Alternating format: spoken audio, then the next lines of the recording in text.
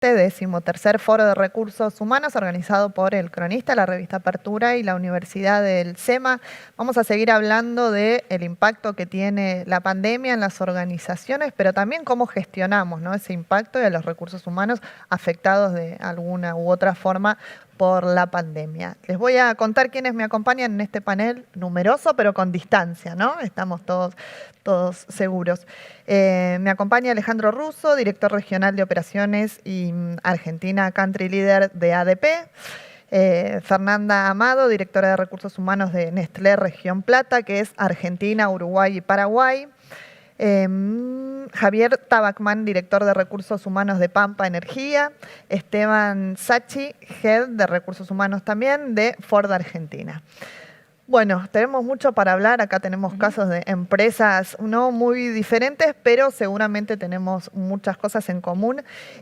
Alejandro, ¿podría empezar hablando con vos? Porque estuvimos mirando un poco un informe que hizo ADP sobre cómo está impactando, ¿no? Y también las perspectivas laborales. Hablaban de algunas dimensiones que están más afectadas dentro del trabajo por la pandemia. Si querés contarnos. Sí, bueno, es un estudio que se hizo en 17 países, Argentina incluida, con más de 32.400 trabajadores de distintas áreas, distintos tipos de rubros.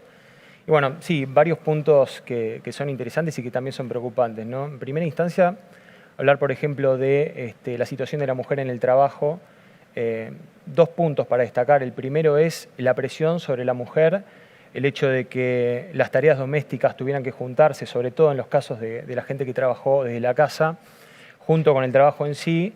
Lamentablemente, la mayor cantidad de esas tareas recaen principalmente en las mujeres. Y claro, eso es un tema que se arrastra, ¿no?, y que se ve más agravado en estos momentos. Por supuesto. Y eso hace que la presión sea mayor, que muchas mujeres hayan tenido que decidir entre el trabajo y las tareas hogareñas.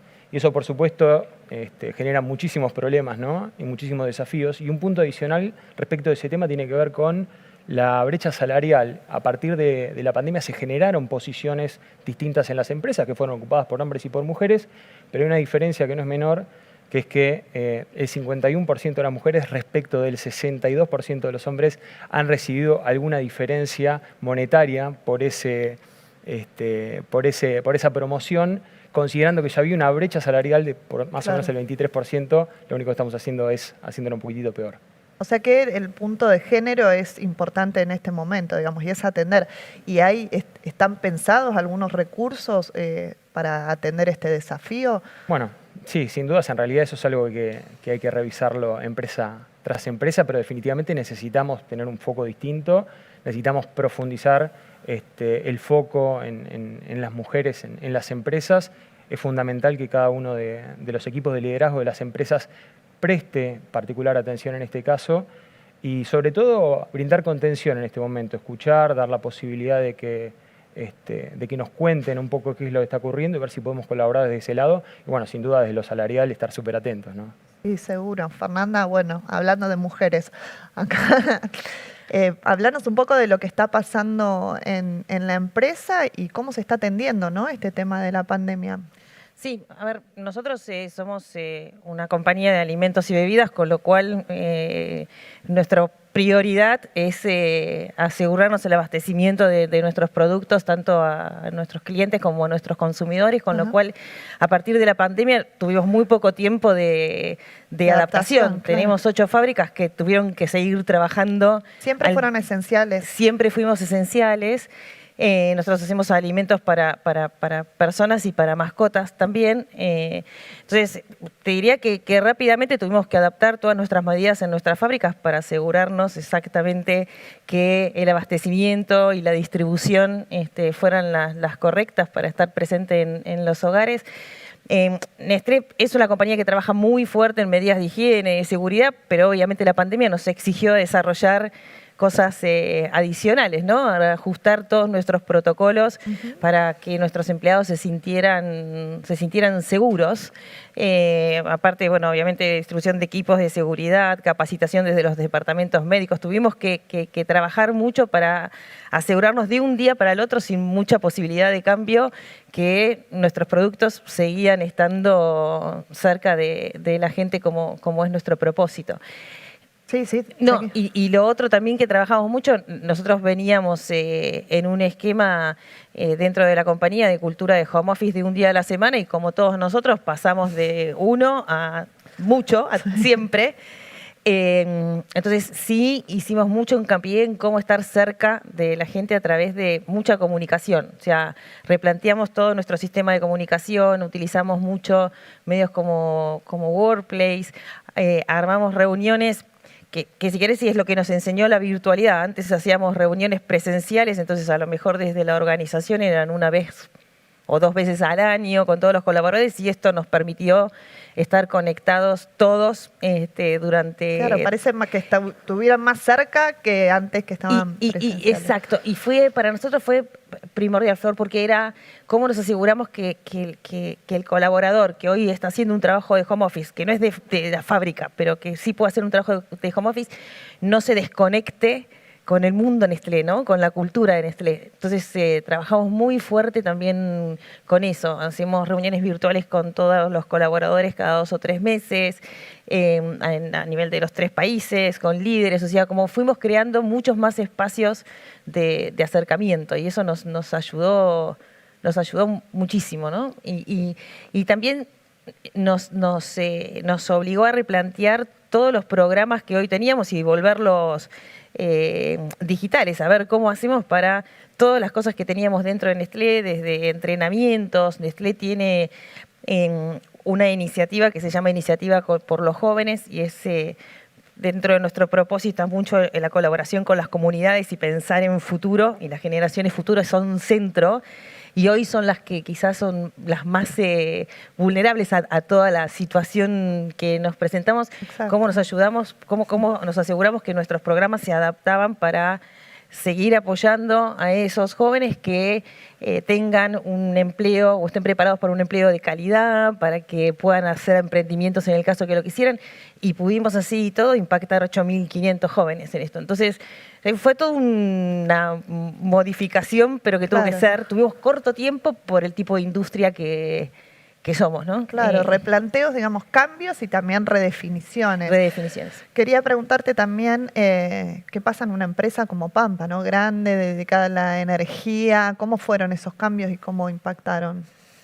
Bueno, Pampa es un servicio esencial, es decir, nosotros somos el principal generador de electricidad de Argentina en el sector privado y somos uno de los principales productores de gas también, con lo cual para que todos nosotros en nuestros domicilios podamos seguir teniendo luz y gas y también las industrias, desde el día 1 nuestra actividad se determinó como esencial. Así que nuestro desafío fue primero organizar que la gente pudiera seguir yendo a trabajar y con seguridad y con todo el equipamiento de protección para que todos los empleados pudieran tranquilamente poder seguir yendo a cumplir sus tareas en todas las plantas que tenemos en todo el país y los yacimientos. La otra mitad de la población, de un día para el otro, pasamos a 100% virtual y asegurarnos de que la gente pudiera tener el equipamiento y la conexión no solamente tecnológica, sino emocional para poder seguir cumpliendo con su tarea. 15 meses después, yo hasta diría que la productividad aumentó. Es decir, el aprendizaje para mí es que esto es una nueva manera de trabajar que vino para quedarse y que es posible sostener esa conexión con la gente aún en la distancia y obviamente que los que deban seguir yendo a trabajar a los yacimientos y a las plantas lo puedan hacer con la tranquilidad de que cuentan con los protocolos y la seguridad que permite que no haya contagio, lo cual afortunadamente ha ocurrido, es decir, la cantidad de casos que hemos tenido en la empresa es bajísimo y eso es gracias a toda la protección que hemos puesto en marcha. Así que es una actividad muy importante para la Argentina y es muy importante que sigamos trabajando. Cuento 2 anécdotas nada más para sumar. Nosotros estábamos con una obra en curso en una planta que está en Marcos Paz, acá en provincia de Buenos Aires, que es una inversión de $300 millones que se continuó y de hecho se inauguró en el medio de la pandemia, en julio del año pasado, con presencia del presidente de la Nación. Y estamos con una obra nueva que está en curso cerca de La Plata, que son $200 millones, que también hoy entran 1.000 personas por día a trabajar en una obra y no hay más contagios. Es decir, es posible seguir trabajando cuando uno lo hace correctamente, ¿no? Ahora también, bueno, hablábamos hace un rato que hay nuevas restricciones, ¿no? También las empresas tienen que adaptarse hasta estas sorpresivas a veces restricciones, y son los departamentos de recursos humanos los primeros que salen a enfrentarse, digamos, al staff y a comunicar de qué se trata y qué cambios tienen. Sí, sí, desde ya. De hecho, nosotros desde el día 1 establecimos un comité de coronavirus que a mí me tocó liderar, en donde están todas las áreas de la empresa y que tiene un grupo de WhatsApp que habla minuto a minuto Claro. y reuniones semanales en donde revisamos la cantidad de casos, qué nuevas normativas aparecen. Hay otro comité que es del grupo de empresas en donde también compartimos prácticas. Es decir, esto nos obligó a tener más comunicación que antes, ¿no? Claro. Esteban, ¿qué pasa en Ford? También tenemos otro rubro, ¿no? Una automotriz que las plantas estuvieron cerradas, después abiertas, tienen su propia logística para los traslados. Bueno, en Ford es un poco una combinación de lo que contaban Fernanda y Javier. O sea, nosotros tenemos dos poblaciones bien diferenciadas. Tenemos el personal administrativo. En Ford, 2 días antes que se decretara el aislamiento social preventivo obligatorio, ya habíamos tomado la decisión, habíamos parado la producción de la planta para empezar a preparar los protocolos para producir en forma más segura, y el personal administrativo pasó a trabajar en forma remota, igual que decía Fernanda, de un día para el otro. Nosotros teníamos flexibilidad de 2 días a la semana, pero claramente el pasaje a trabajar todos los equipos administrativos, más de 500 personas a nivel remoto, fue claramente un desafío. Para ello facilitamos las herramientas de trabajo para el equipo para trabajar en su casa, talleres de ergonomía en home office, muchas charlas sobre salud desde el punto de vista integral, porque sabíamos que la salud emocional era un tema, la incertidumbre estaba en todos los empleados, la angustia lo mismo, higiene del sueño, mindfulness, todas las charlas que seguramente todos hemos implementado, porque el objetivo principal es que el empleado, tanto el que estaba en la planta o el que iba a volver a la planta o el que estaba en su casa, se sintiera acompañado, no se sintiera aislado. El aislamiento era solo físico, era una figura, pero digamos estuviéramos todos juntos en ese escenario. En la planta además se da un fenómeno bastante similar al que comentaba Javier. Nosotros tenemos hoy por hoy, estamos en una capacidad de producción 30% superior a la pandemia, debido a la buena demanda de la camioneta Ranger que producimos en Pacheco, en Argentina. En Brasil fue seleccionada en el 2020 el vehículo del año, creció el volumen y entonces nos vimos en la obligación de, además, reemplazar las poblaciones licenciadas por ser personal de riesgo. Hemos reclutado en pandemia desde octubre hasta la fecha 570 personas.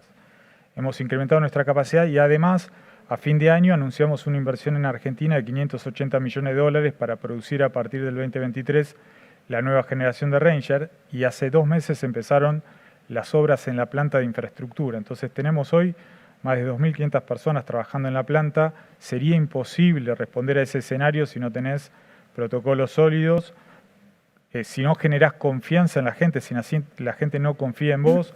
Nosotros acompañamos esos protocolos, fue un resultado de un trabajo conjunto con sindicato, con la Municipalidad de Tigre, con los proveedores, con los concesionarios, todo Ford como un equipo, y realmente hemos logrado tener protocolos sólidos. Como dice Javier, tenemos esa convicción de que la gente está cuidada más adentro de la planta que fuera de ella, y eso genera obviamente una tranquilidad, y también el vínculo entre compañía y empleados se fortalece en un momento donde claramente hay mucha incertidumbre y mucha angustia por la naturaleza de la pandemia, ¿no? Claro, hablando de todos estos programas nuevos, ¿no? que se van implementando a medida que surgen también necesidades, me imagino, ¿cómo los toman los propios empleados? Mirá, a ver, primero, con ese foco que te comentaba en el cuidado de las personas, que era el principal foco, te podría decir, en Ford hicimos mucho foco en 3 herramientas. Salud emocional, ya te refería antes a alguna de las charlas, algunas de las acciones hechas. Además, tenemos un servicio de asesoramiento en temas jurídicos, previsionales, financieros y psicológicos, cuyo uso incrementamos en esta pandemia. Después, para los empleados. Para los empleados y sus familias. En sí. caso de tener algún problema. En caso de tener algún problema, vinculado a la pandemia o no. Vinculado a la pandemia o no. Ok. Exactamente. Obviamente, muchas de las charlas o de las consultas que habitualmente recibe ese servicio, en pandemia, obviamente incluyeron otras temáticas que en el pasado no incluían. Claro. Trabajamos mucho sobre las políticas de flexibilidad, por lo que hablaba al principio, se hablaba al principio de la falta o de los difusos que se volvió el límite en la agenda doméstica y la agenda laboral toda mezclada. Y trabajamos mucho también sobre incluir prácticas y tips que trataran de poner, digamos, un corte en este problema de la falta de desconexión del personal. Nosotros ya hemos comunicado a los empleados que en enero comunicamos que volveremos. Por ahora no tenemos una fecha cierta porque vamos a seguir trabajando en forma remota hasta que la pandemia nos coloque en otra situación, pero que el futuro en FOR es un modelo híbrido y que los empleados van a seleccionar la cantidad de días que decidan trabajar desde su casa o desde las oficinas en conjunción con sus líderes. Me preguntabas por la percepción de la gente. Nosotros hacemos encuestas regulares durante este periodo de pandemia para escucharlos. En el mes de abril hicimos la última.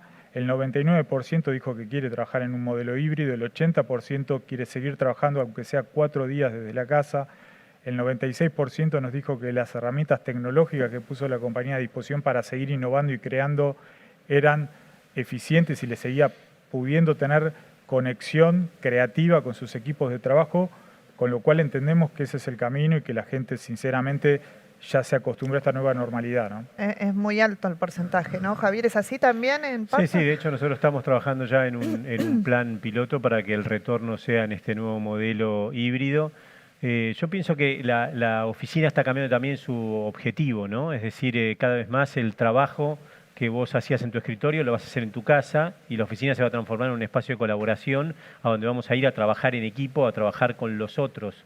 Entonces, obviamente también eso implica un desafío en cambiar los layouts para que sean, en vez de escritorios fijos y oficinas fijas, que tengamos espacios de colaboración en donde la gente vaya a conectar con otros y que sea un lugar para ir a encontrarse y no un lugar para ir a hacer algo que podrías hacer en tu casa. ¿Eso ustedes van midiendo? Como hablabas al principio de que ganaron productividad con este nuevo modelo. ¿Van midiendo a medida que se hacen estos cambios? Sí, la situación es parecida. Fuimos haciendo algunas encuestas en donde encontramos esto mismo que acaba de explicar Esteban, de gran adhesión a un modelo híbrido en donde una parte del trabajo la vas a hacer en tu casa y una parte la vas a hacer en la oficina. Muy bien. Fernanda, ¿qué pasa en Nestlé? Nestlé también creo que estamos todos viendo el tema este. Hay mucha inquietud en la gente para ver cómo vamos a seguir. Nos pasa que tenemos gente que prefiere más un modelo híbrido y hay gente que adora ir a la oficina, ¿viste? Y reclama el regreso rápido. Estamos yendo a eso. Nosotros hoy estamos en las oficinas trabajando. Trabajamos divididos por equipos, solamente aquellas personas que pueden moverse sin transporte público, no cuidadores primarios, no gente, o sea, solamente aquellos que podemos realmente estar. Y vamos 2 días a la semana hasta esta semana. Claro. Pero sí, vamos a ir a un modelo híbrido claramente. El home office ha mostrado que tiene su productividad. La clave es mucho en entrenamiento digital, ¿no? Claro. Y atrás de eso estamos creando un montón de programas para... hicimos mucho foco en nuestra capacitación en todo lo que tiene que ver digital, porque tenemos muchas generaciones dentro de la organización que así lo requieren. Entonces tenemos nuestro Digital Literacy, Business Academy, o sea, vamos haciendo muchas cosas para seguir preparando a la organización a este modelo en el que creo que vamos la gran mayoría de las empresas. Claro, ¿no? que ya no es un momento de transición, digamos, ya está planteado como para Es un cambio, ¿viste? Yo creo que esto nos sacudió a todas las compañías a realmente entender hacia dónde vamos en el futuro, aprender de todo esto, pero no va a ser lo mismo. De todas formas, al menos en Nestlé creemos que la vinculación personal con el otro es necesario. O sea que la vida no se puede desarrollar en el trabajo a través de una pantalla permanentemente. Todo el o sea tiempo, que, claro. como decías vos, no sé, los espacios de coworking, o sea, pero sí esa necesidad de conexión existe. El ser humano es un ser humano que necesita social, que necesita conectarse. Entonces, cualquier cosa que hagamos no queremos perder ese foco, pero sí estamos viendo con el modelo híbrido, sí, sin lugar a dudas. Alejandro, ¿ven otros ámbitos donde haya habido cambios muy fuertes por la pandemia? Hablábamos de la preponderancia de esto de la brecha de género. Hay también un tema con los jóvenes, también lo contaba Fernanda, ¿no? ¿En qué otras dimensiones ven los conflictos y los desafíos más importantes? Bueno, te menciono un par. El primero es el 75% de las personas se está replanteando en qué lugar va a vivir de cara en el futuro, y esto tiene que ver con esta situación de la virtualidad, ¿no? Y eso puede ser un desafío para las empresas, sobre todo a la hora de contratar y de retener talento. Ajá.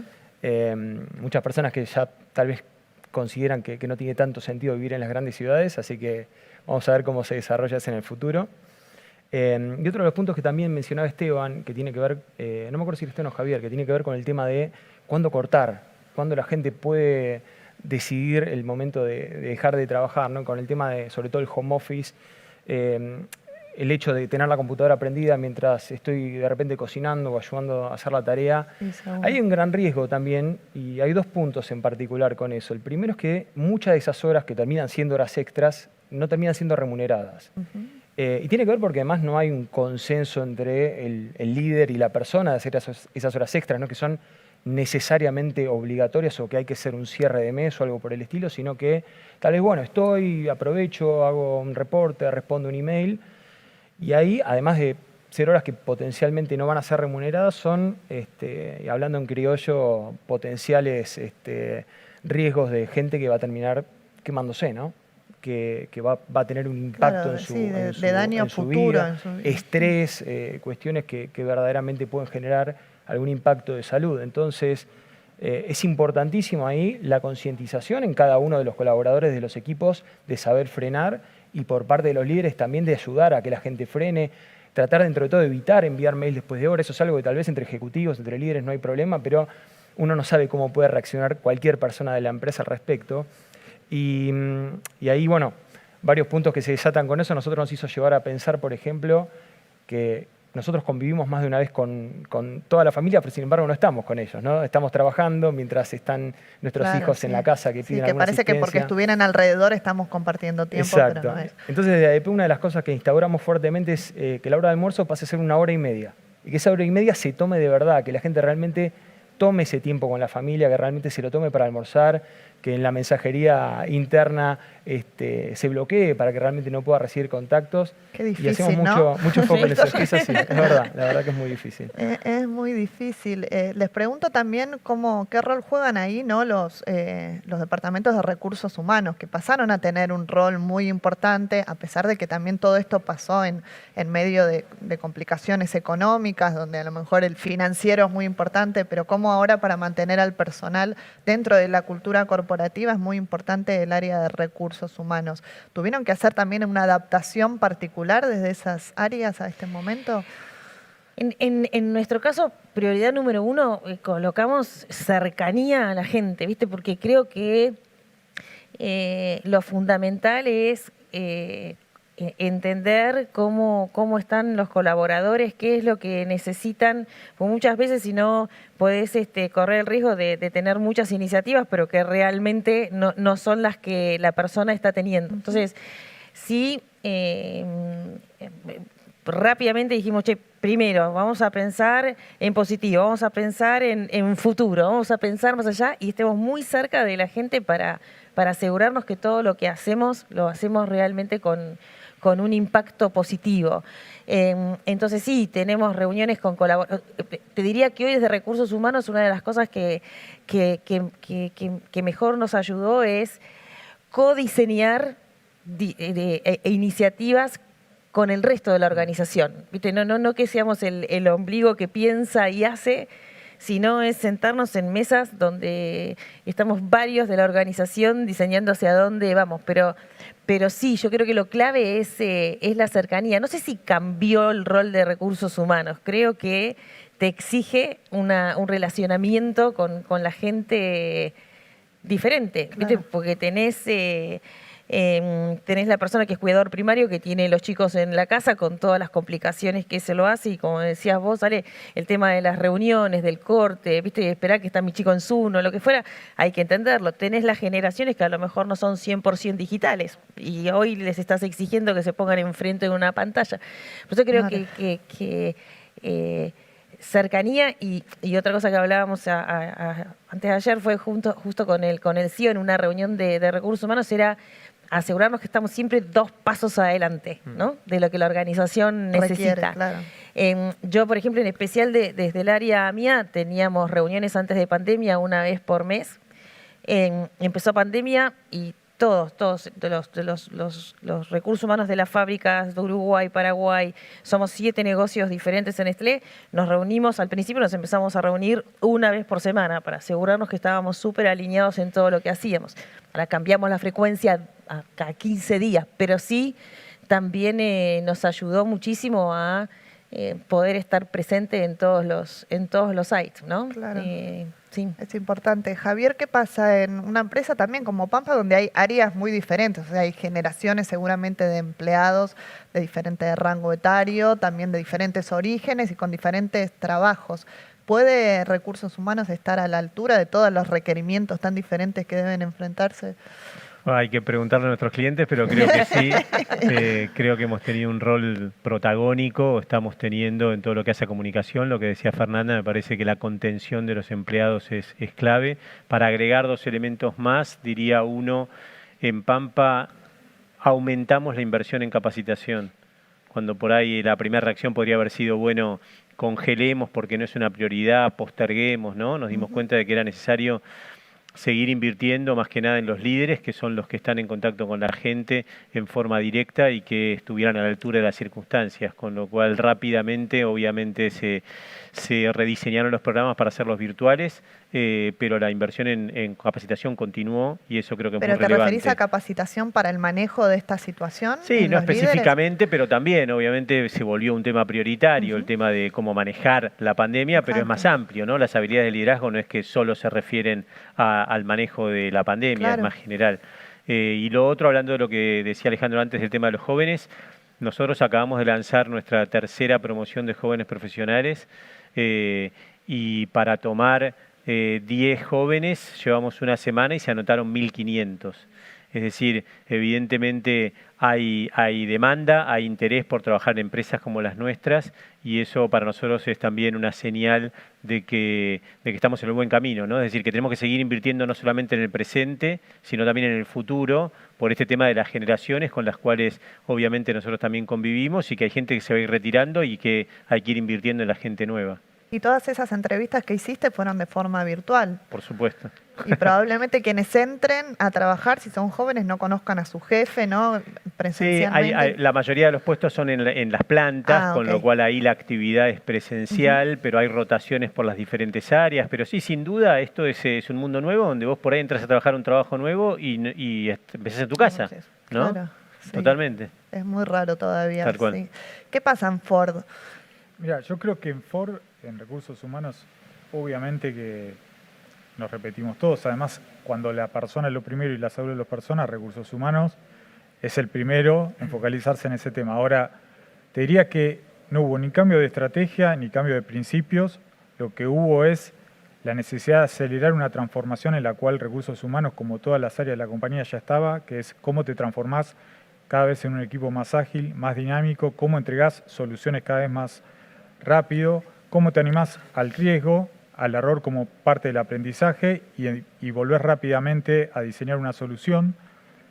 Y en esa transformación cultural, obviamente, para Recursos Humanos, la experiencia del empleado está en el centro de la toma de decisión.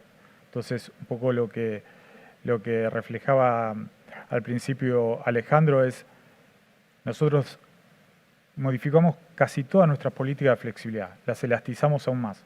Extendimos la licencia para cuidadores secundarios a 40 días a 1 año, extendimos los beneficios de licencia de adopción y cuidadores primarios, extendimos nuestras prácticas flexibles. Nosotros en el verano antes teníamos los viernes cortos, extendimos esa práctica a todo el año, implementamos una licencia para el cuidado de familiares, con lo cual tratamos de ir midiendo el pulso y las necesidades de la gente y poner en manos de los líderes soluciones para cada uno de esos escenarios. Y después sí trabajamos también en implementar prácticas que ayudaran un poco a la misma problemática, ¿no? Esto de la desconexión. A partir de tecnologías reducís el tiempo de las reuniones, colocás breaks obligatorios entre reunión y reunión, hay un horario de almuerzo corporativo, en ese horario no se envían reuniones, Hay cierto horario central para el envío de mails, los fines de semana, inclusive en puestos jerárquicos, asumimos esa obligación y estamos ganando esa disciplina. ¿Y se cumple? ¿Eso se puede ver que se cumple? Se cumple. Los viernes, por ejemplo, aprovechamos y lo decretamos días sin reuniones. Son días donde las áreas planifican o generan su espacio de entrenamiento. Y la verdad es que la idea es que ya sientan que el viernes empieza el fin de semana para generar justamente ese cambio. Y la verdad creemos que es un camino y son prácticas interesantes y que además están plenamente alineados a la estrategia de la compañía, a lo que creemos que se necesita para las compañías, para las organizaciones, y de vuelta poniendo en el centro la experiencia y la necesidad de los empleados, que creo que es lo que nuestras áreas básicamente responden a eso, ¿no? ¿Cómo se da la dinámica ahí? ¿Se toman estas decisiones y estas políticas antes del requerimiento del empleado? Porque me imagino que durante todos estos meses han aparecido necesidades y pedidos que ni se imaginaban, ¿no? Desde cada una de las áreas. ¿Se espera que esa necesidad surja o se trata de anticipar? No, por lo general, al menos en nuestro caso, lo que fuimos viendo con este aprendizaje, que es pasar 100% a los equipos remotos en el caso administrativo, es que vimos que había un par de riesgos que se estaban incrementando. Esta cada vez más difícil frontera de separar lo doméstico de lo laboral, lo familiar de lo laboral. El otro punto que creo que mencionaba antes Fernanda, que tiene que ver con este valor que se pierde en la interacción personal, que claramente es otro riesgo del trabajo vía remota. La charla de café, la charla de pasillo agrega un valor que en pandemia tenés a perder. Apenas identificás esos riesgos, tenés que ir a buscar la voz del empleado y ver cómo podés ofrecer alternativas para mitigar esos riesgos, y creo que lo que decía antes responde a eso. Muy bien, les pregunto a cada uno ya para ir terminando si hay algo positivo, ¿no? También que deje la pandemia, porque parecería, ¿no?, que todos estamos corriendo atrás de los daños que se puedan producir. ¿Hay algo que deje no solo para aprender, sino para seguir implementando a lo mejor? Sí, hay, definitivamente. Creo que el primer punto positivo, por lo menos de la manera en que lo veo yo, es lo asombrosa que es la capacidad de adaptabilidad y resiliencia del ser humano ante situaciones críticas, ¿no? Yo siempre hablo con los colegas y les digo que en algún momento se van a escribir libros de todo esto y lo estamos escribiendo nosotros en este momento. Porque parte de las cosas que se están comentando acá, como vos preguntabas antes, esperamos a que se genere la necesidad, y a veces sí, a veces no, a veces es creatividad, pero realmente lo estamos escribiendo mientras está sucediendo. Creo que el segundo punto positivo tiene que ver con una aceptación tal vez un poquito acelerada de lo que fue la transformación digital, pero bienvenida, porque fue más que necesaria. Hubieron muchísimos ámbitos, como la educación, por ejemplo, que sin eso no hubiera podido subsistir.